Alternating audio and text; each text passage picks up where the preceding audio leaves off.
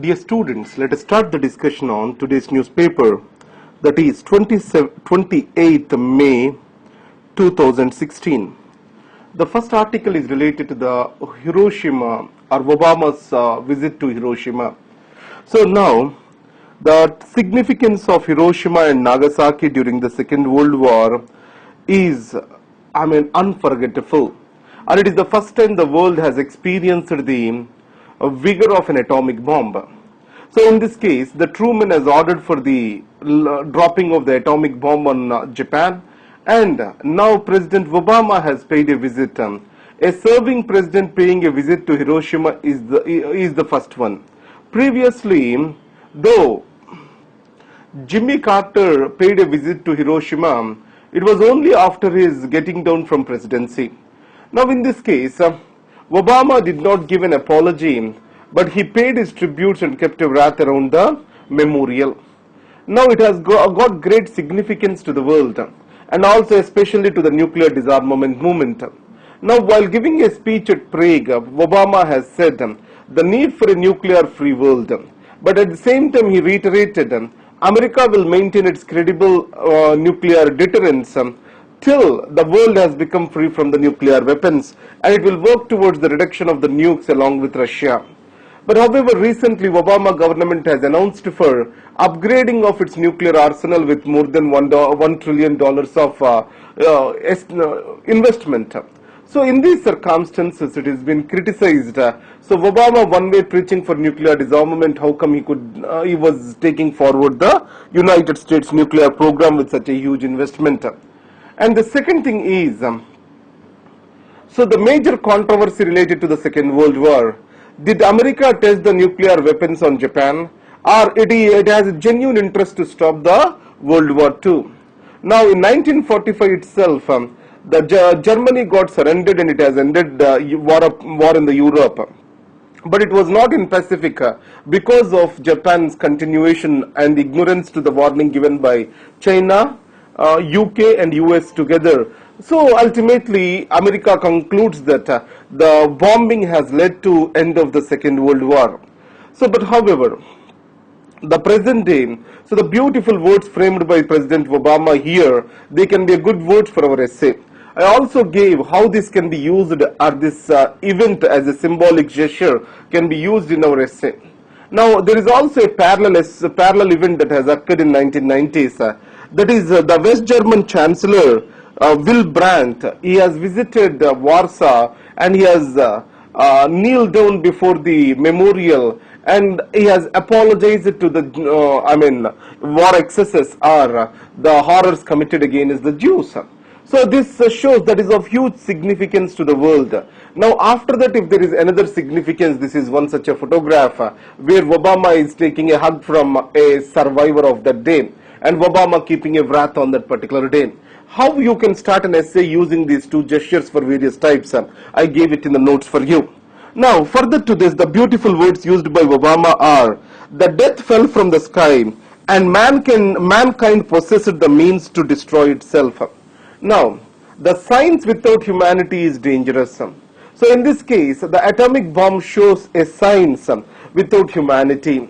So the mankind as of now possesses everything, every means to destroy itself.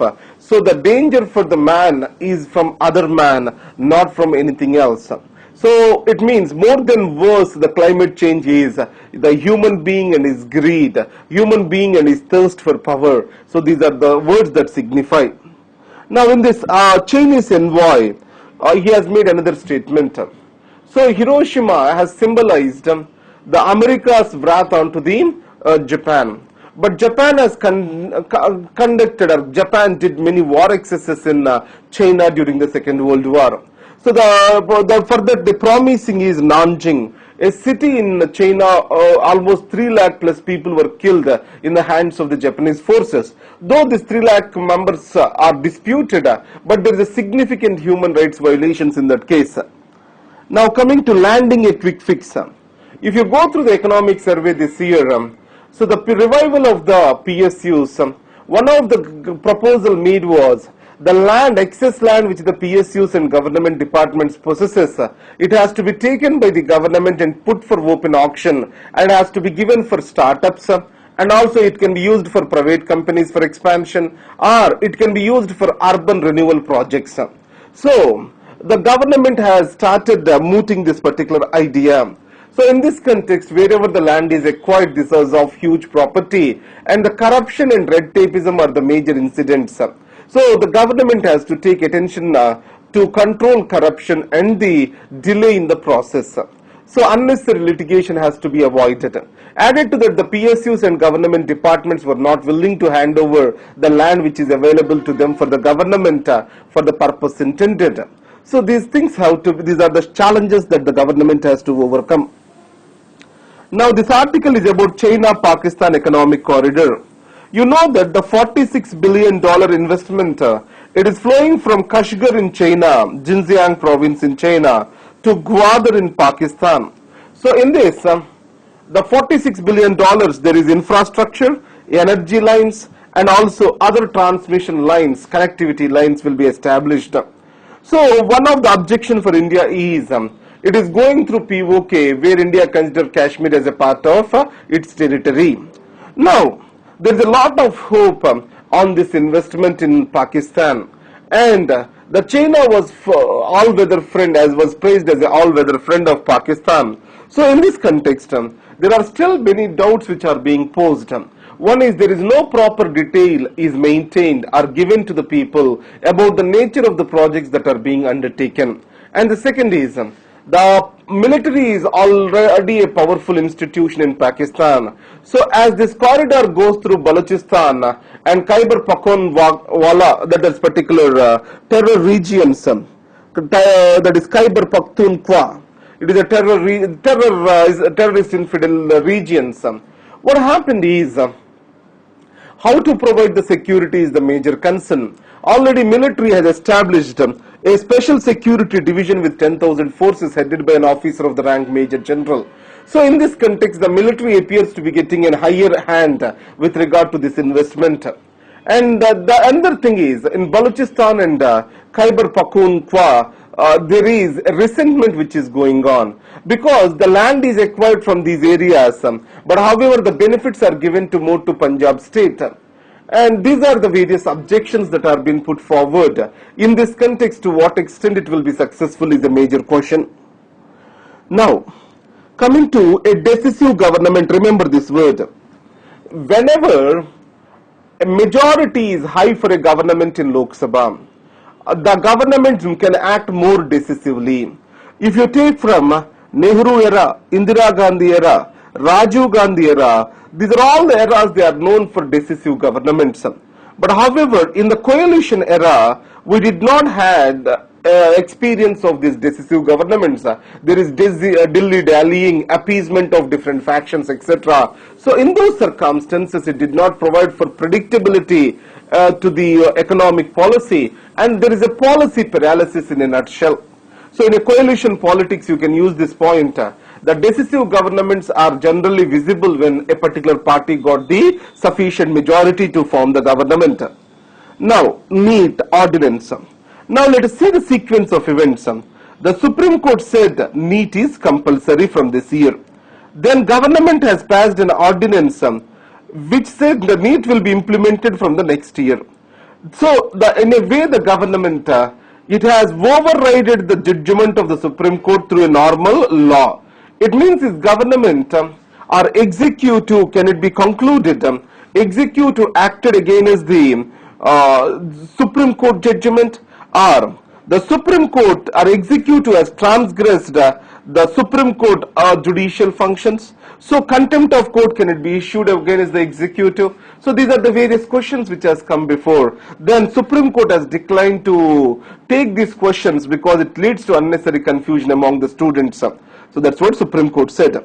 Now, the MiG is an outdated aircraft, single engine aircraft. Now, this MiG will be replaced by light combat aircraft of India, that is Tejas, which is a single engine craft. And added to that, another jet with a single engine is also being in discussion. Now, with the two engine jets, we have Rafale from France, And another aircraft is also government is in negotiation. That's what is the Defense Minister Manohar Parrikar was telling. Next one is now India US. This year it's going to be a compulsory question. The defense power relationship is growing day by day. So you know that already a special cell is created in Pentagon, and Defense Trade and Technology Initiative DTTI is launched.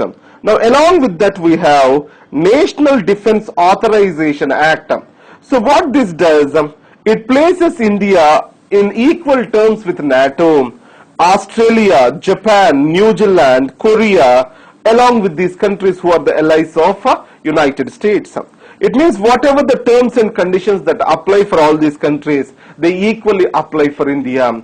It means that India and US are going to be the biggest defense partners in the future. So as of now, we are buying various things from US on a case-to-case basis. Now, anything which has to be sold, it will be on an automatic approval route once this particular act comes into existence, that is National Defense Authorization Act. So the Senate and House of Representatives are willing to take it forward. Now coming to the Indian Express newspaper, the inflation targeting. Now with regard to this, monetary policy framework agreement was signed between the government of India and RBI in 2015. According to that, till 2016-17, 6% of inflation is allowed for, 2015-16, 6% is the inflation target. From 2016-17 onwards, it is reduced to 4%. Now, in this context, how the inflation targeting has happened in different countries. So, inflation targeting means the government gives the amount of inflation that has to be maintained in the economy, and RBI has to use its monetary policy to maintain the economy within said bracket. So in this context, the 4% is stated as the inflation target. Now if you take many countries, they have taken a gliding method. It means that today inflation is 8, so it will be fixed as 6, and it will be stabilized at 6 for 2 more years. Then it will be reduced by another 1%. Again it is stabilized. Again it will be reduced by 0.5%, again stabilized. So this is how the inflation moves on, or inflation targeting moves on. But in India, all of a sudden from 6% to 4% is what is targeted. And along with that, general inflation targeting is fixed for 5 years. So inflation targeting, if it has to be effective, the RBI shall have a complete control on monetary policy, and monetary policy to be effective, the bond markets to be properly functioning. Along with this, the monetary policy transmission shall be strong. These all the things have to happen.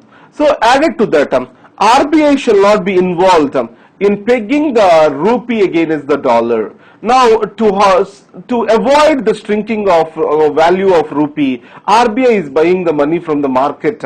So these kind of things will create artificial influences over the currency management in the economy. So these are the various steps the government has to take to achieve this inflation targeting. Added to that, wholesale price index, will not provide an accurate measurement of inflation. As of now, we are using the consumer price index, and it's said to be appropriate for domestic inflation calculation and can be effectively used for inflation targeting. But many of the countries use core inflation as a tool to monitor the inflation rates. So these are the things we need to understand. Now again is the grain.